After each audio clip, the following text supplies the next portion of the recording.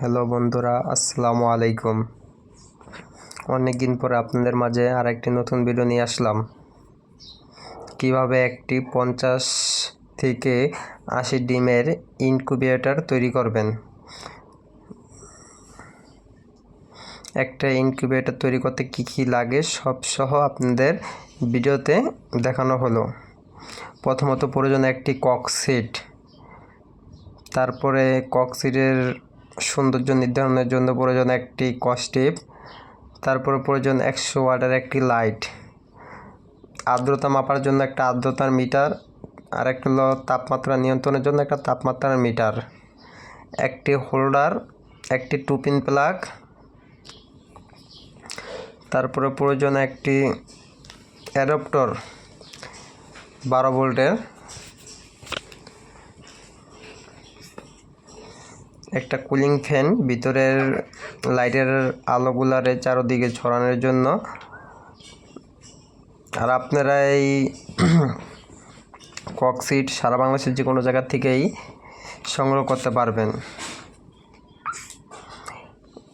আর্দ্রতার মেশিন আর টেম্পারেচার আমি দারাজ থেকে নিয়েছি, আপনারাও চাইলে নিতে পারেন। এখন এগুলা কিভাবে ফিটিং করি এটা দেখুন।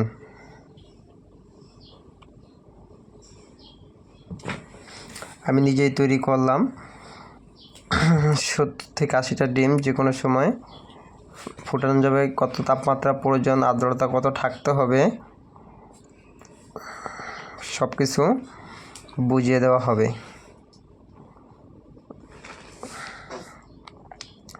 এখন ককসিটটাকে চারপাশে সুন্দরভাবে কস্টিপ পেঁচানো হচ্ছে।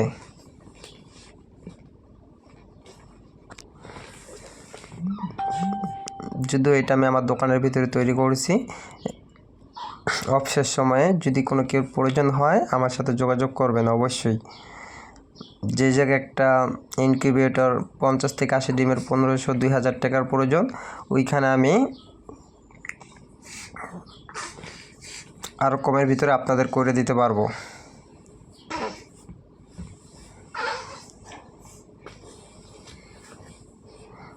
সুন্দরভাবে ককসিটটার চারপাশে কস্টিপটা পেঁচে দিলাম যাতে বাইরের থেকে জিনিসটা সৌন্দর্য দেখা যায়।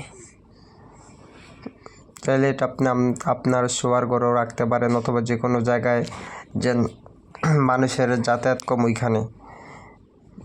ফিটিং হয়ে গেছে। এই যে প্রথমত তাপমাত্রা নিয়ন্ত্রণের মেশিনটা, তারপরে আর্দ্রতার মেশিন, তারপরে অ্যাডাপ্টর, লাইনটি দিয়ে দেওয়ার পরে এই যে আমার লাইন এখন ওকে। টেম্পারার মেশিনে, তাপমাত্রা নিয়ন্ত্রণের মেশিনে যে আপনার নাম্বার হচ্ছে এটা অ্যাডাপ্টর। এটা বাইরে একটা ছোট লাইট দিছি বোঝার কারণে যে চলতেছে কিনা। আর এই যে আর্দ্রতা 72%, এটা এখনও সেটিং করি নাই, এইগুলা সেটিং করব ডিম বসানোর সময়। এই মেশিনটা সেটিং করব, তখন দেখতে পারবেন। যে কোনো কেউ প্রয়োজন হলে যোগাযোগ করবেন।